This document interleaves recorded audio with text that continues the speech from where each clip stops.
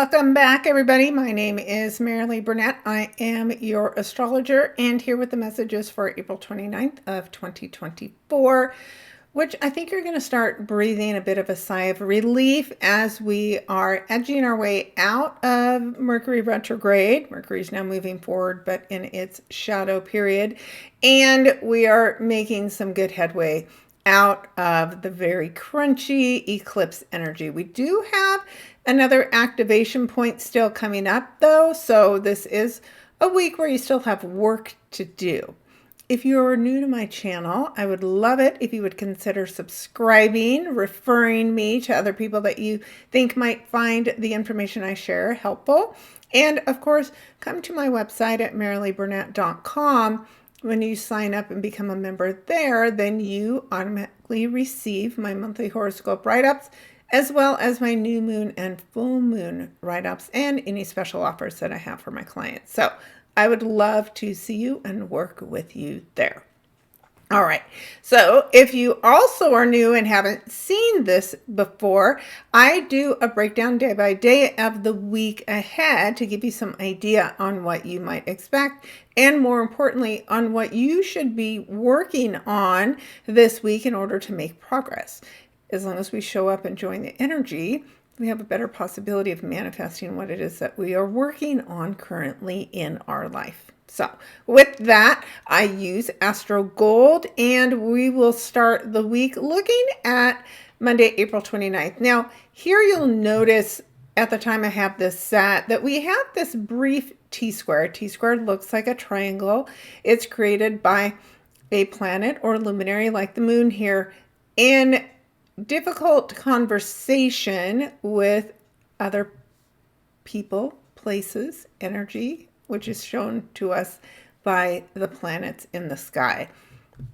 So as the moon is in grounded Capricorn as we start the week, it's not at its best place. It prefers the warmth, the caring, and nurturing of the opposite sign of Cancer, which it rules over. But it isn't a bad thing when we have to learn new things, gain new skills, which is what the moon does every time it goes into the energy of Capricorn, is it learns how to get its emotions under control, right? Then it squares with Mercury and the North Node are still talking closely together ever since the end of Mercury's retrograde on the 25th. So that's a square, that's a 90-degree angle. It's a hard right angle where some kind of change is necessary, and it's some kind of fated change. You have to really trust your emotions, trust your intuition, trust that little gut feeling that you get on Monday when you see something that needs to change for you. The other square, of course, would be to the opposing energy, which is our South Node in Libra, this letting go, this justice for things that we've done in the past. It's karmic relationships. So something that we have been working on in the past has some effect, of course, always on our future. And the moon is the exit point. So the tip of the T-square, that's where the energy exits, and that's through the moon. So there can be a moment of tenseness and frustration on Monday.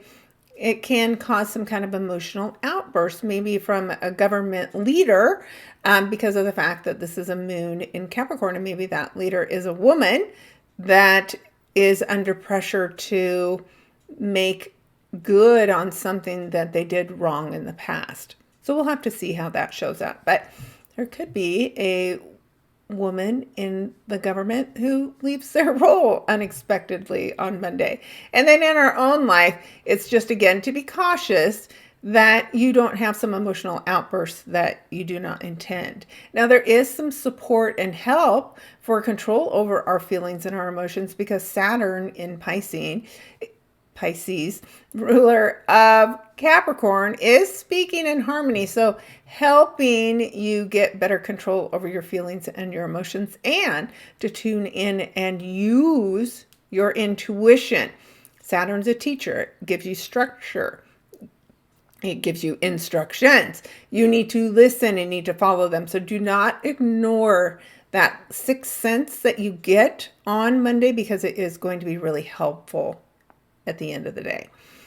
The other thing that you'll see here is we have Mars in Pisces, and it's almost done with its time here. So if you've listened to me before, I always say, I feel like the 29th degree, it's a critical degree. We call it the anaretic degree.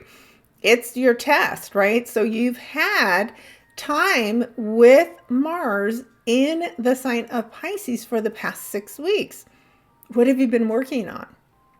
Is it your feelings? Is it sharing your emotions? Is it taking action on your spirituality, on your spiritual work? What have you felt motivated to do? Are you working in water? Are you using water to help you heal? All kinds of possibilities. It really depends on where this shows up for you. Now, though, it's time for you to finish the work to pass your test. And that's why I think it feels sometimes like a crisis, like we aren't ready and we have to be ready and there's a lot of pressure. So as Mars spends these few days at this 29 degree, you may notice an intensity with emotions and feelings as well. So look for things to get started off with a bit of a bang on Monday as we see all of this energy coincide.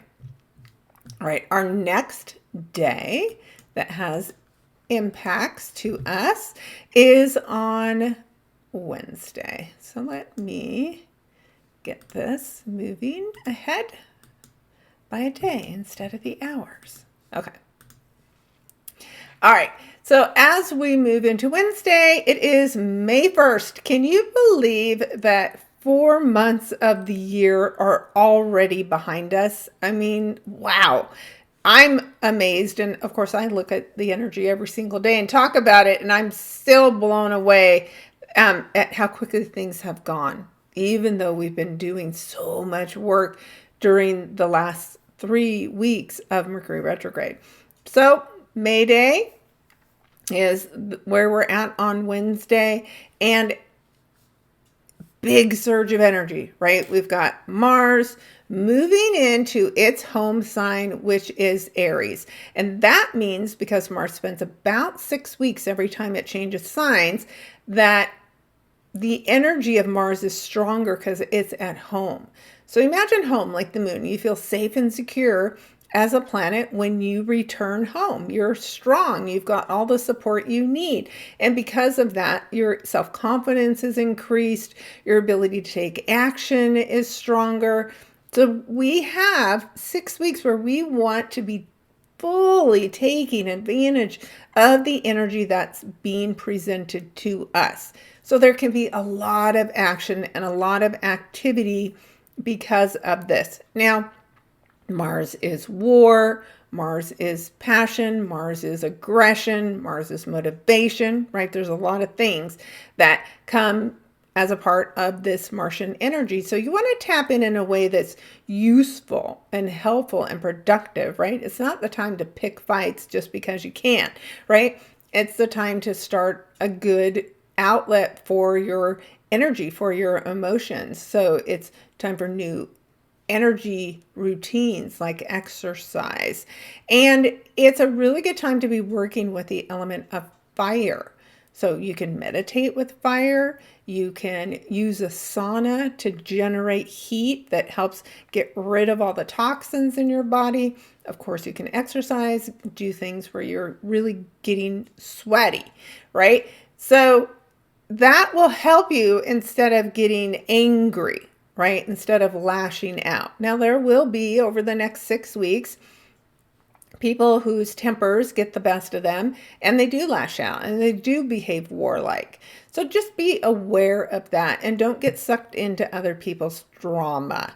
This makes me think of the 5 of Wands in tarot, where there's a lot of fighting going on around you, but you don't have to get sucked into it, right? Keep your own peace. So wherever you have, though, this 0 degrees, which introduces something brand new to you, of Aries in your chart, is a place where you have an opportunity for a whole new beginning. And it's a good day to set intentions for what you want to accomplish in this area of your life in your chart over the next 6 weeks. So look for and feel the shifts, right? that are going to come up as a result of this work. And if you want to connect more fully too, you can wear the color red. So all things associated with fire, you want to show up and you want to connect to it. And then I even have a hypnosis session for the sign of Aries you can go out and listen to, and it will help you connect and understand what you need to work on as an individual for the next 6 weeks. You will get downloads during that session. All right, let's move ahead, and we're going to now talk about Friday. Friday has the energy of Neptune now entering that 29 degrees. And so you just heard me talk about the 29 degrees with Mars in the sign of Pisces. Well, now Neptune's there. And Neptune will dig deeper, right? Mars is there for a few days and started to stir things up. And now Neptune goes much, much deeper into the work. Of course, Neptune is a ruler of Pisces, so its energy is very strong here. And Pisces is our psychic abilities, it's our spiritual connection, it's our creativity, it's musicality, it's artistry, all those things that we can tap into our creator energy and create. And so it's been a long time that we've seen Neptune in Pisces. It may have been going through 1 or 2 houses, depends on your chart, house system that you like to follow. And now's the time, right? It can be since 2010 that you saw Neptune, for instance, coming into this area and starting to influence your life. Well, what have you done? What have you transformed? What have you worked on in a way that's healthy and helpful? Because the darker side of the Neptune energy is, we hide away. We hide the truth from ourselves. We can be delusional. We can develop drug and alcohol habits, right? This is all the things that we may do to delude ourselves. And if you have been, well, now as Neptune sits here, you're going to be tested. And then as Neptune goes retrograde later this summer, then you really have to go within and decide how you're going to finish this work, which will last through most of the rest of the year. And then we're going to see something brand new with this energy as Neptune moves into the sign of Aries. Now, Neptune takes a long time to go around the zodiac signs, right? So for some of us, we'll never see this energy in Aries or Pisces again in our lifetime, for the majority of us. And that means it's important, right? These outer planets give us experiences that drive us within. So there is some deeply intense emotional work that is starting. So pay attention to what shows up for you Friday. What are the ideas that you're getting? What are the spiritual downloads coming in for you? What are you feeling drawn towards? And where are you feeling tested? And where do you need to step up? So interesting work that's just going to kick off for us on Friday.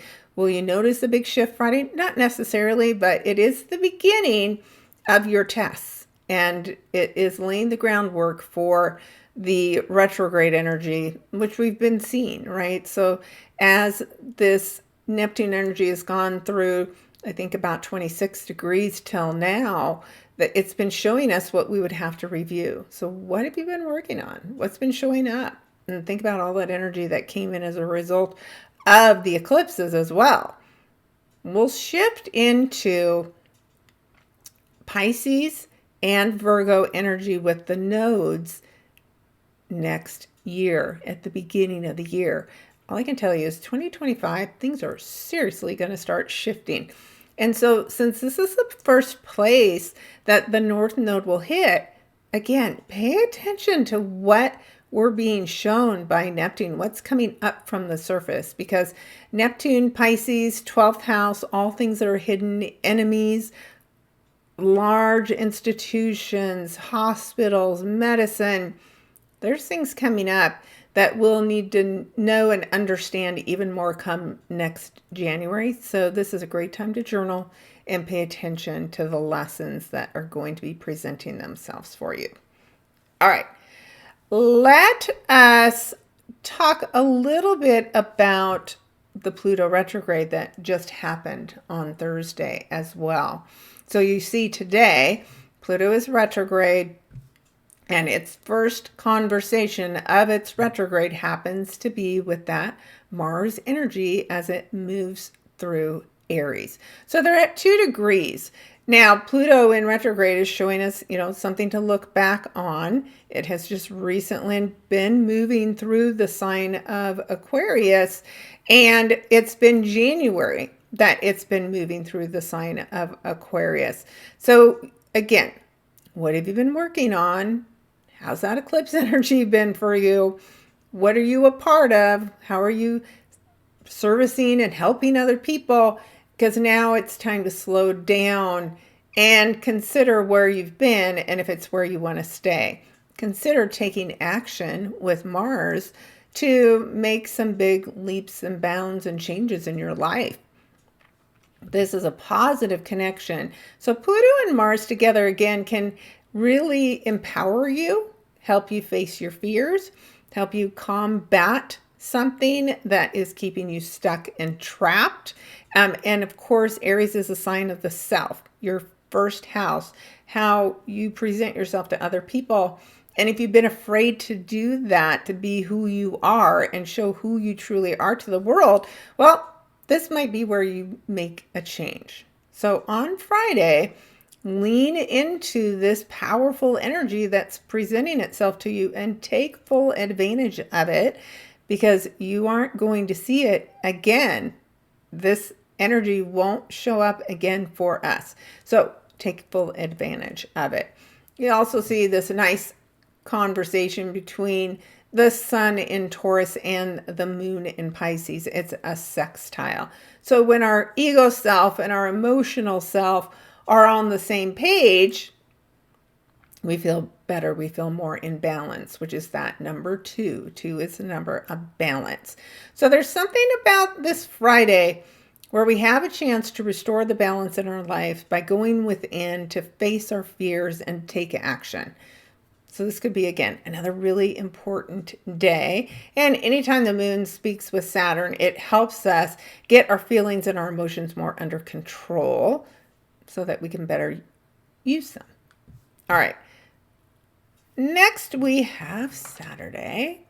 And this is another big day, because what you'll see here is Mercury, that is moving forward, is now back at the eclipse point.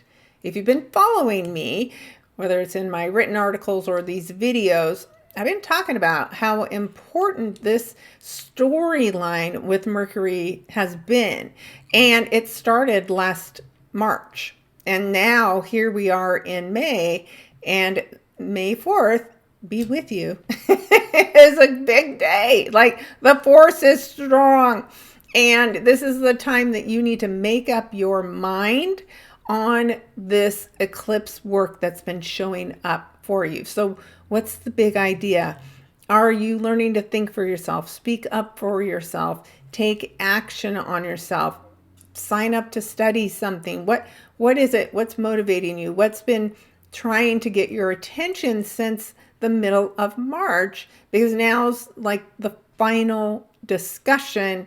And it's time, right? Eclipses are you letting go of what's blocking you from your fated path, from the fated work that you're supposed to do. And of course, it activates the south node, at the same time. Even though we're about 4 degrees off, this is still activating the nodes. And this, what is it that you have to let go of energy from the south node in Libra, is being activated. Is it a relationship? Is it a legal contract? What is it? And what's the conversation you need to have to end it, to move away from it? So it's a big, important day.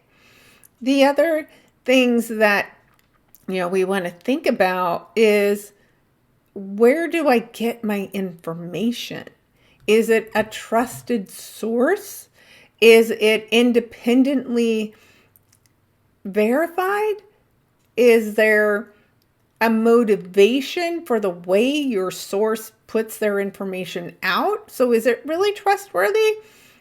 If the information you get is motivated by money, then the person giving that information out doesn't necessarily have the right motives for sharing the information. So really pay close attention to the sources of the information, and maybe it's time to make some kind of a change as a result of that. So it's a big moment. It can be a big final eclipse moment. It could be a big explosion. It's time to break through and break free. So pay close attention on Saturday, because it's going to get very, very interesting. And then those are the biggest moments this week. As we get into Sunday, you're just going to see that the sun is moving into its placement for the new moon that's going to occur on the 7th.